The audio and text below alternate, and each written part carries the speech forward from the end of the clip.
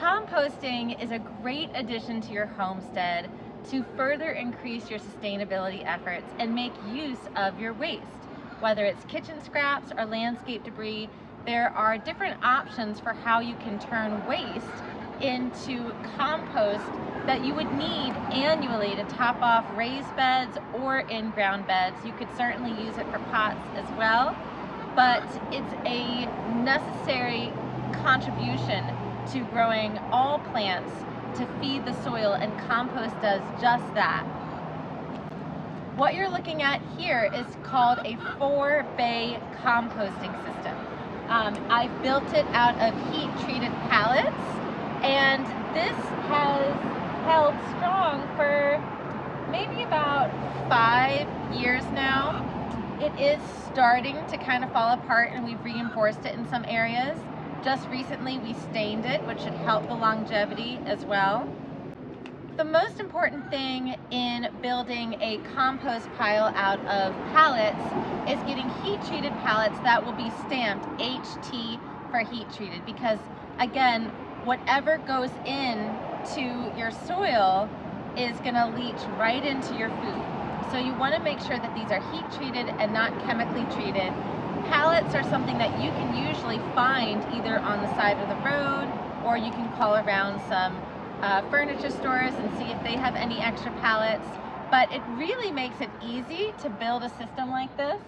We just collected 3 pallets per bay, connected all 3 sides with screws, and added hardware cloth on the inside with screws and washers. And then if there was a pallet that wasn't the same size as the other, we would just bring in either 2x4s or fence boards and supplement the shape so that way everything was nice and consistent. What is most important to know about choosing your composting system is how you're going to use it.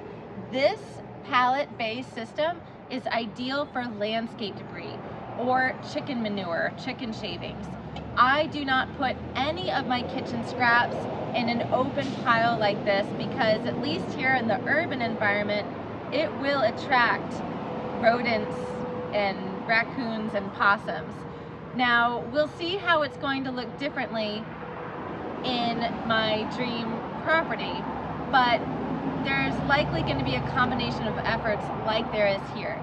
So this is strictly for landscape debris and chicken shavings and manure. And what we do is we fill it up as finely chopped up as possible in order to break down more easily. Honestly, I've been really lazy with this compost pile. Ideally, I would water it regularly if we don't get any rain. That's going to help heat up the pile, break down the pile. And what I've done in the lazy method is whenever I've had a bay that is close to being finished, I use it directly in the garden.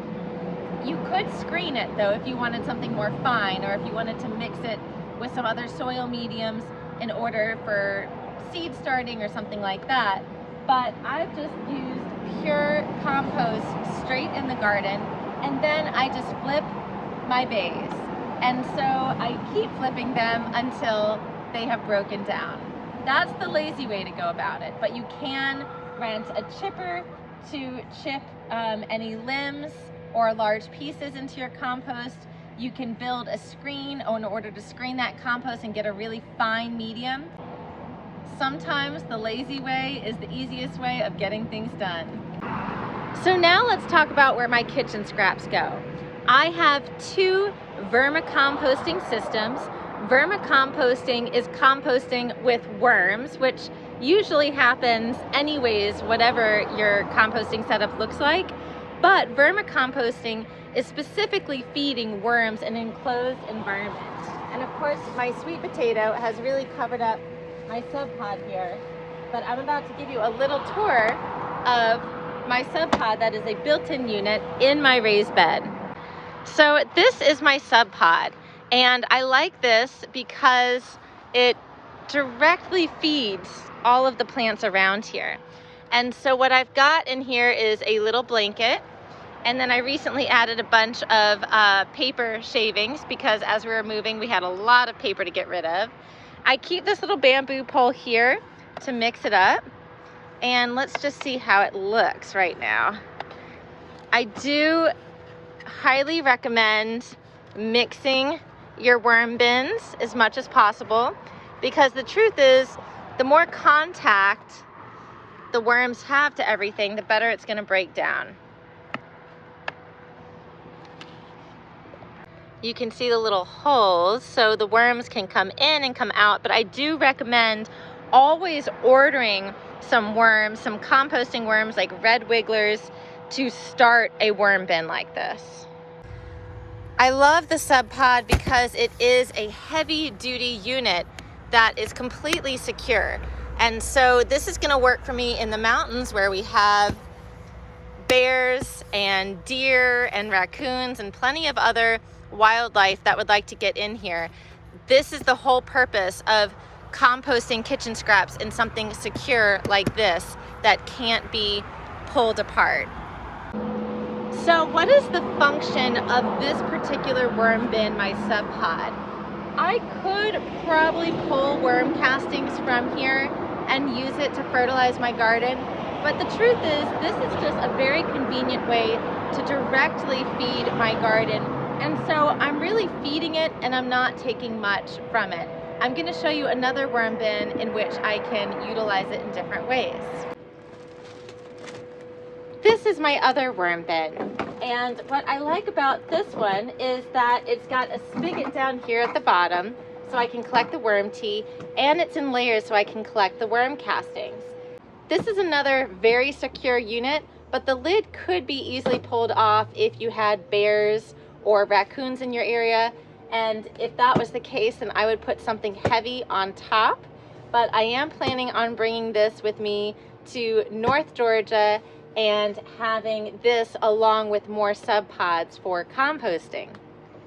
Here is my straight worm tea that I can literally just pour right into the vegetable garden or give it to plants that need it.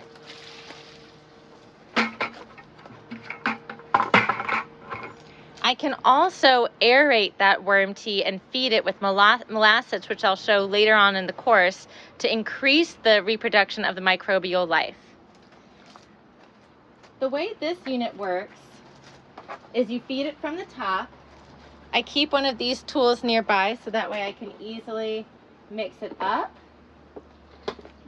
Sometimes when I am lazy after cooking dinner, I just put the scraps right on top, and I really should try to cut up these scraps as much as possible.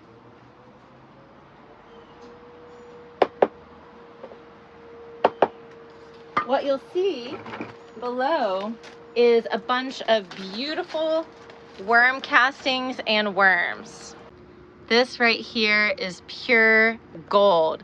I can take this and make a worm tea in the garden. I could also apply it directly in the garden around my plants.